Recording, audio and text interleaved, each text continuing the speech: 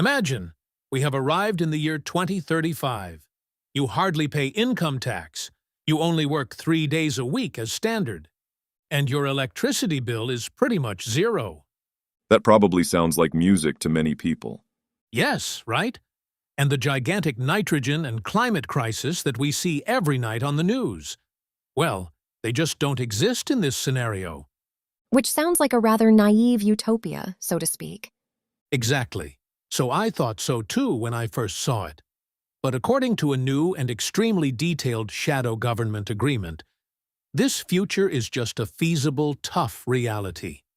There is only one big catch. Yes, and not just one. No, we have to be prepared to completely dismantle the European Union as we know it now, and to reset our entire monetary system. So, welcome to this in-depth exploration. Nice to dive in again. Yes, we're really going to do it. Today we are laying a document on the cutting board that was recently published in May 2026. It's called, let's see, From Artificial Scarcity to Abundance, Strategic Blueprint for a Sovereign Europe, and then version 1.5. A big mouthful, pretty much, yes. It was written by an independent strategic collective, and reading it, it actually feels like someone halfway through a huge, frustrating jar of Monopoly suddenly throws a completely new rulebook on the table. Exactly. And before we actually open that new rulebook, a small mental disclaimer for you as a listener is in place here. Sure, that's important to emphasize. Yes, because today we're going to unleash a blueprint that really touches the foundations of our current system. The authors of the fundamental and often quite radical criticism of the current European policy. Yes, they really don't take a leaf out of their mouth. Absolutely not. Especially when it comes to how we deal with climate and the entire asylum and migration system. And to be clear, we are not here today to defend or burn down these positions politically. No, we are completely neutral in this. Exactly. So whether you're voting left, right, or, straight through the middle, our goal today is purely analytical. We're going to unpack this civilizational design, as we call it, as a kind of thought experiment for you. We just want to understand which ideas they push forward. Exactly. We're purely looking at the architecture of the idea. And the very first stone of that architecture, that is directly a gigantic provocation. Because if you read this and wonder why the messages are so expensive and the energy prices are constantly going through the roof, then this document actually says, you are the victim of an illusion. Yes, that is a very built-up statement. Yes, they say that we are not at all living in a time of real scarcity. That constant crisis atmosphere of energy shortages and stagnant growth, according to the authors, is not a natural law, but a conscious bureaucratic choice. They call it artificial scarcity. Which is quite contrary to everything we hear every day. Well, but how do they substantiate that claim? Because scarcity is just a physical reality. The planet is finite. Resources run out. You don't make that up at some kind of meeting table in Brussels. That is indeed the dominant narrative, But what is fascinating here is that the authors really turn that perspective 180 degrees. Oh, wow.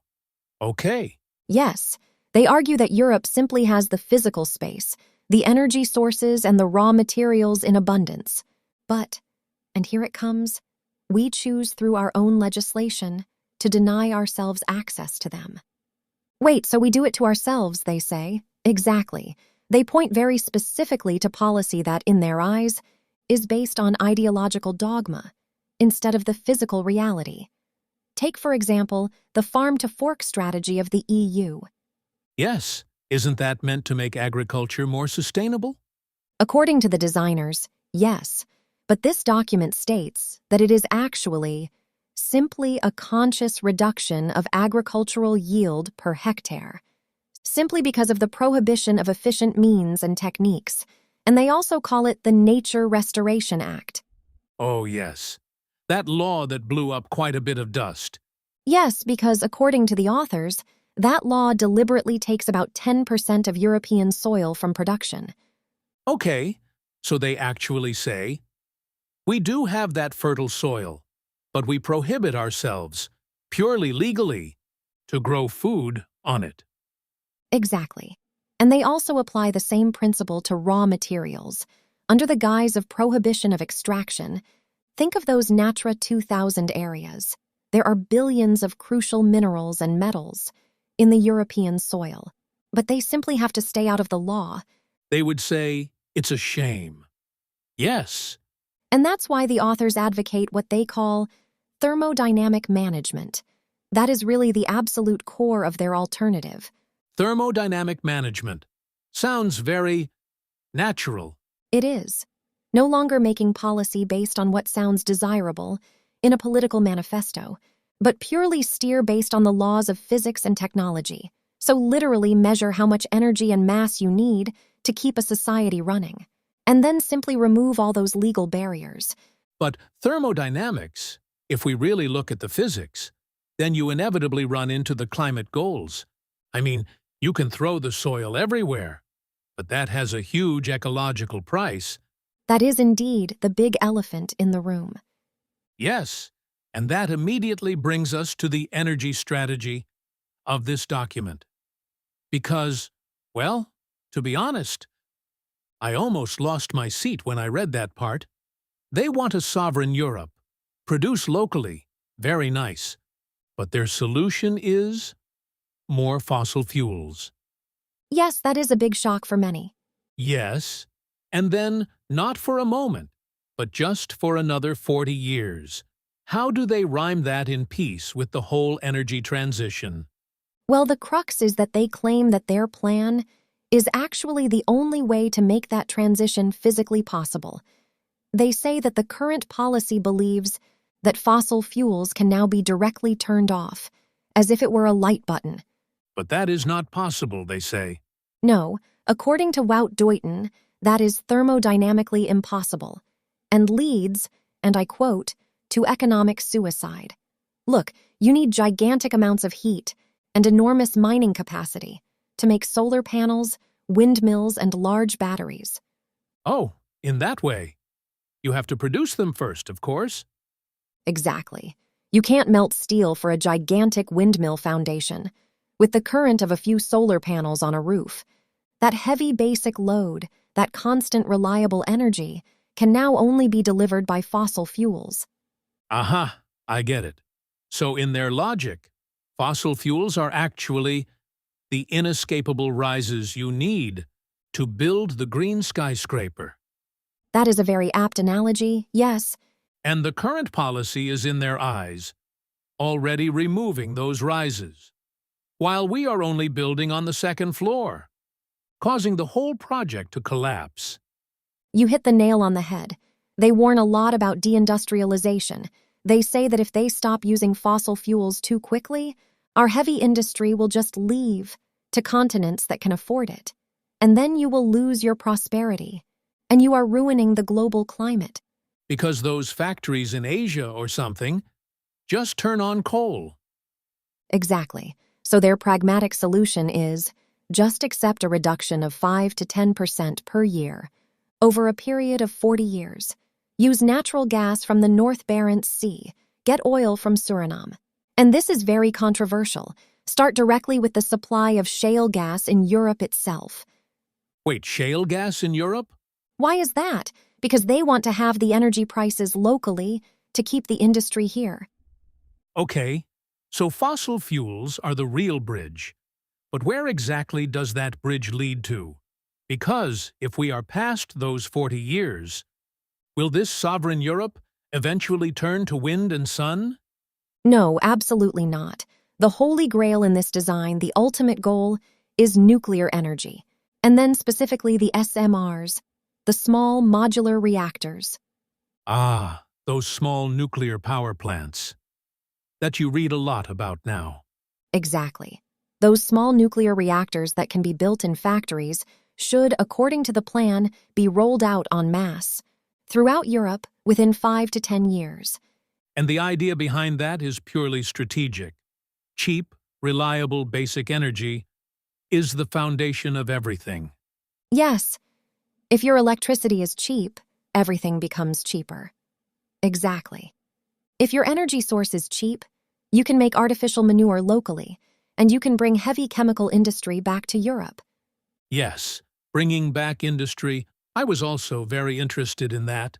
And especially in the context of medicines, there is a major part in the report about pharmaceutical sovereignty. That's right. They consider it a completely absurd vulnerability that Europe, for the most basic medicines, such as antibiotics or simply paracetamol, is almost completely dependent on countries like India and China. Yes, during the last crisis we saw how quickly that could go wrong. Indeed, with their plan of super cheap energy and the opening of mines in places like Greenland for rare earth metals and uranium, they really want to rebuild complete chemical clusters within our own national borders. No more dependence. Okay, hold on. The devil's lawyer here. Come on. So they want to bring chemical factories back to Europe. They want to open their own mines and really let the heavy industry flourish again. But who is going to work there? We are already struggling with huge shortages in the labor market, and we have a rapidly degrading population. Yes, that is a very logical pain point. Yes, right? And further on in the document I read that they want to completely close the borders for migration. They want to stop with, as they call it, population import. Isn't that a huge contradiction? Who is building those nuclear power plants in the name of peace? And does that make sense if we don't let anyone in? That seems like a huge paradox at first glance, but if we put this in the bigger picture, it is actually the bridge to their entire demographic philosophy. Okay, explain. The authors simply refute the idea that migration is the solution for poverty or labor shortages. They see the structural import of cheap labor purely as a patch on a bleeding wound. According to them, it is a model that artificially lowers wages and slows down technological innovation. What do they want to do with the population? Accept shrinkage? As far as demography is concerned, they are aiming for stabilization, whereby they aim for a birth rate of 2.1, a stable or slightly shrinking population. But you can't force people to have more children all of a sudden, can you? No, of course not. They want to achieve this through massive fiscal incentives, a bit like the Hungarian model, but even stronger, coupled with drastically reduced housing costs and enormous tax exemptions for families with multiple children. Okay, so they want us to do it ourselves again. But to get back to my question about who is going to do the hard work, if there are fewer people, who is going to be in that factory? That's where they introduce what they call the Japanese route. Instead of getting people from abroad for heavy or repetitive work, Japan is already choosing to focus on robotization and artificial intelligence. And in this European shadow agreement, that technological leap becomes the absolute basis of a steady-state economy. The Japanese route. Okay, but we know the practice of robotization, right? I mean, a factory automates things. 1,000 people lose their jobs. The shareholders strike up a much higher profit margin. And the government loses taxes 1,000 times. How does society help in God's name? That is indeed the doom scenario in our current system, but that changes because the document fundamentally rewrites the rules of the game of tax. Oh, what do you mean? In their model of that steady-state economy, we no longer grow quantitatively economically, so to produce more and more stuff, but we grow qualitatively to win time. They want to shift the tax burden completely. Shift to where? You simply stop the heavy burden of human labor, and instead, you're going to burden the output of robots and AI systems. Wait a minute. You're burdening the output of a machine. How does that work in practice? Simply put, if an AI or a robot in a factory does the work of 10 people faster and more efficiently, the productivity profit is taxed on the source. So the company pays taxes on the value created by the robot. That tax revenue replaces the income tax that those 10 people would otherwise pay. Okay. And that money goes to the state. Yes, and that income then flows directly back into society, for example, through heavily subsidized basic supplies, or a kind of basic income. The result of this is that people physically have to work much less hours to still be able to live well. This is how they come to the vision of a much shorter working week and a lower retirement age, without all of us falling into poverty. Wow. That sounds, to be honest, like a fantastic utopia for the average worker. But, and this is where my big but comes in, when I look at the hard financial figures, our entire monetary system is now experiencing constant quantitative growth. Simply put, to be able to pay off the gigantic European state debt. Yes, the debt problem. Exactly. If we end up in that steady state, where we convert that efficiency into free time, instead of into a higher GDP, how do you pay the interest on those billion-dollar debts? Isn't that entire financial map collapsing as soon as we stop growing? And this is where we immediately get the most, well, pitiless paragraph out of the whole piece. The authors don't just recognize that problem, they actually embrace that collapse. They embrace it? Yes, they claim that the current European debt mountain is still unbearable, unless you cut out the population financially for the next few decades. And to solve this problem, they use a two-pronged approach. Step 1, the government itself must drastically, but also drastically shrink to a maximum of 20 to 25% of the GDP. Wait a minute, 20%? That's not a cheese grater anymore. That's not cutting off fat. That's just amputating limbs.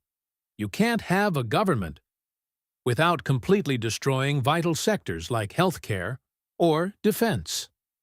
Well, according to the authors, you don't cut out the quality of the services, but the state's control. They say that in healthcare and education, 30 to 40% of the time in the budget is spent on nonsensical administration, control bodies, and endless management layers. They might have a point there, yes. Exactly. They say, by trusting the professional on the job floor again, the teacher and the nurse, you already take billions away from unnecessary costs. And as far as defense is concerned, they completely abandon the idea of expensive international interventions and nation-building abroad. So no more missions to the Middle East or Africa? No. In this document, defense is given a purely devastating function. The strategy is called Spartan. Make sure you have enough local destructive force and high-tech weapons to guarantee absolute protection of your borders and essential trade routes, such as the Arctic route. The idea is, if we don't get in trouble, you won't get in trouble. Okay, clear. So a small, heavily armed government without bureaucracy? But that still doesn't solve the gigantic historical state debt. No, that's right. And that's step 2 in their plan. They predict the inevitable end of the euro and the European Central Bank in their current form. The end of the euro. That's a nuclear option. And according to their analysis, a common currency cannot be maintained scientifically without a common fiscal state. So what they envision is a cold recovery. In financial circles, it's also called a recoup. A controlled reset.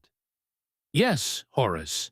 Pretend I'm the one who has to pay the mortgage at the end of the month. How does that feel to me? It actually feels like you're pulling the plug from a completely stuck computer.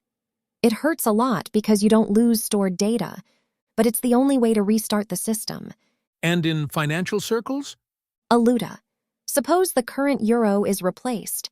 Your mortgage of, let's say, 300,000 old euros may be reduced to 90,000 in the new currency. That sounds like a lot of work for me. Well, the value of your house naturally drops nominally, but, and this is crucial, the asymmetrical pain in this model lies with institutional investors. The pension funds and the banks that hold all those state bonds. They incur massive losses, and foreign loans are de facto frozen. Wait a minute.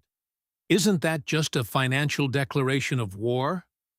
International capital markets close Europe immediately. Nobody will ever lend us a cent. That's right, but the reasoning in the document is, in a system of absolute autonomy, you don't need those foreign loans at all. Because you do everything yourself? Exactly.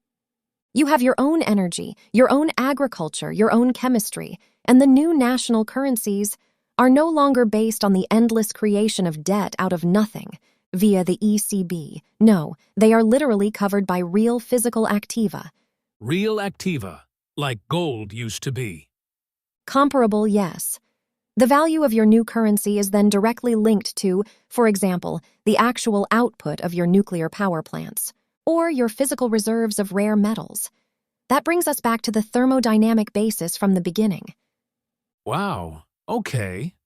But when I hear all this, dismantling the euro, retrieving heavy industry, closing the borders, and introducing robot taxes, how do you implement something like this in the real world? Because, let's face it, we live in a Europe that currently doesn't even get the subsidies for solar panels, streamlined a bit normally. Brussels will never agree to dismantling its own power, right? Definitely not.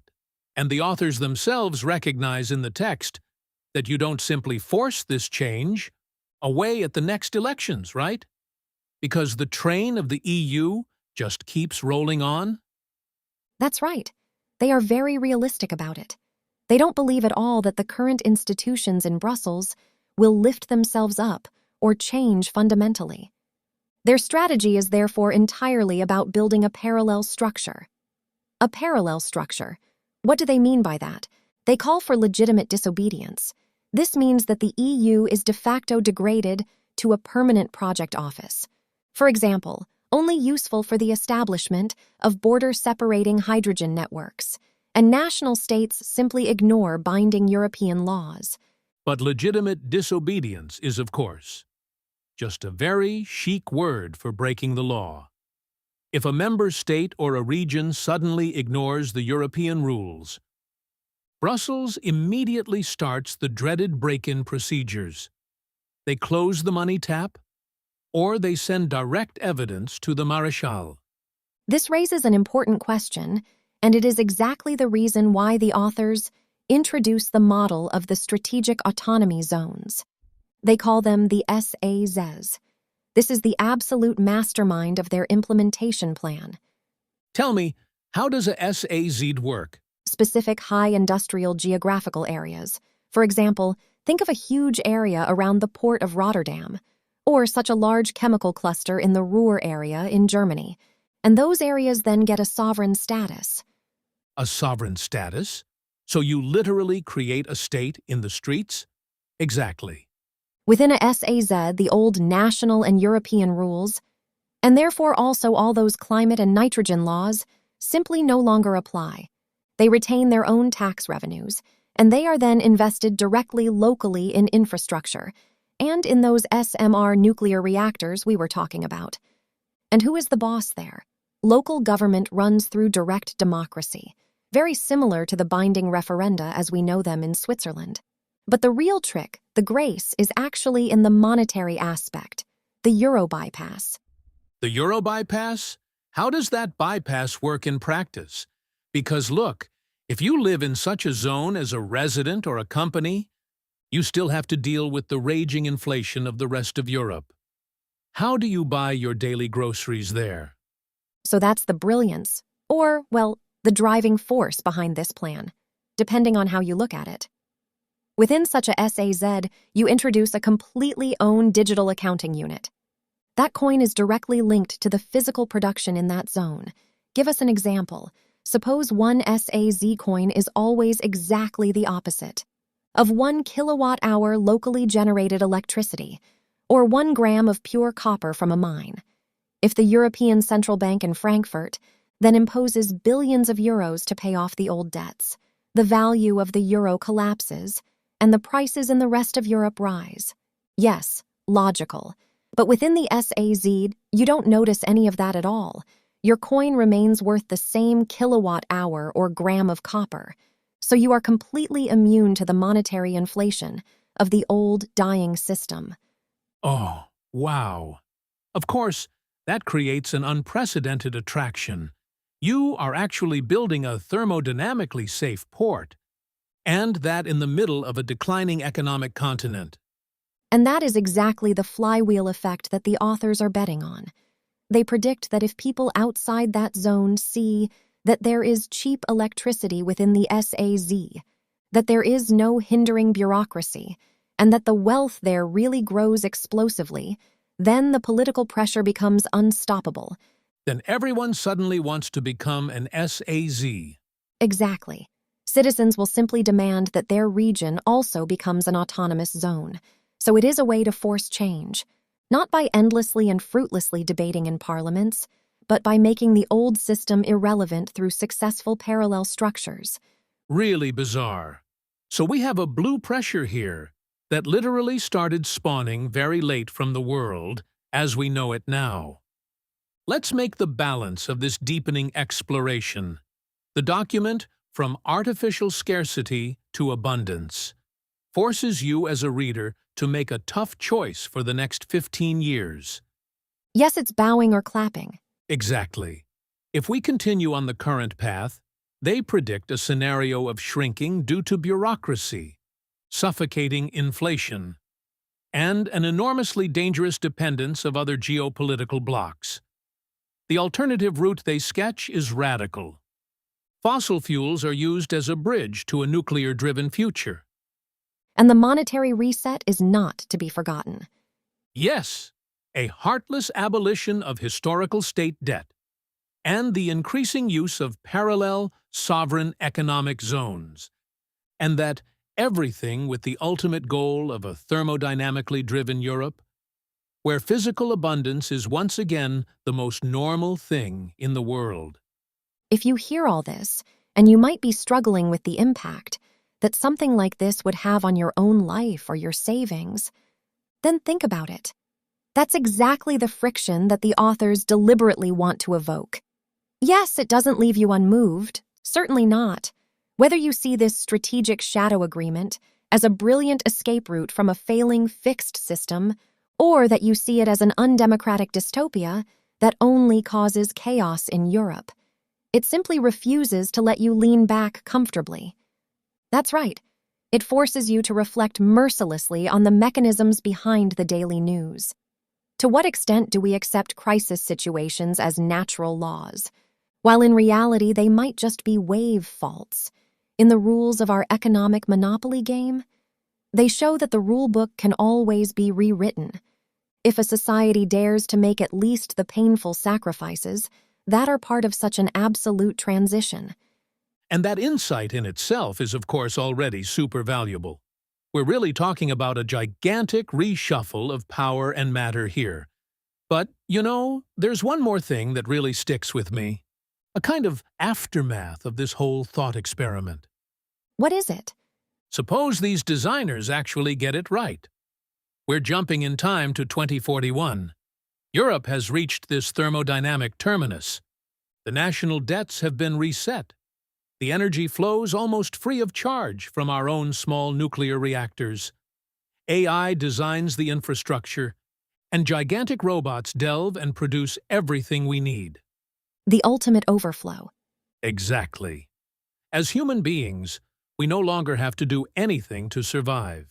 But if that succeeds, if humanity, after tens of thousands of years of blood, sweat, and a constant evolutionary battle against shortages and scarcity, suddenly ends up in a perfect bubble of overflow driven by technology. Then the battle is over. Yes. So what drives us? What will be the new definition of ambition? When the journey to survival is definitively over? Is the human psyche actually equipped for a world in which everything is already there? Something to chew on, for sure. Thanks for your time in this analysis. And always stay critical.